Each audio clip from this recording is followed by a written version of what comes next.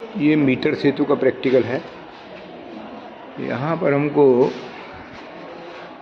एक स्लॉट खाली ये दिखाई देगा और दूसरा स्लॉट खाली ये दिखाई देगा। इन दोनों स्लॉट के बीच में हम एक स्लॉट में रेजिस्टेंस लगाया हुआ है, अज्ञात रेजिस्टेंस, और दूसरे स्लॉट में हमने प्रतिरोध बॉक्स लगाया हुआ है।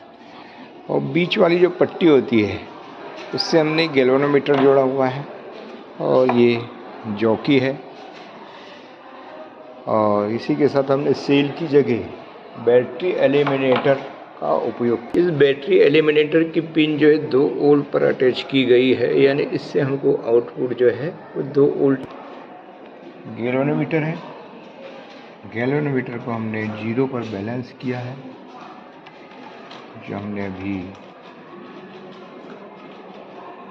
ये हमारी की है, की को हम जैसे ही चलाएंगे गैल्वेनोमीटर का विक्षेप एक तरफ होते जाएगा। ये 0 पर आ गया, यानी ये संतुलन की अवस्था आ गई।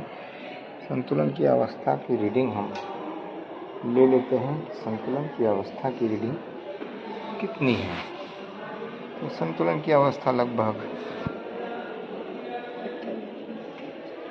34.5 पर है।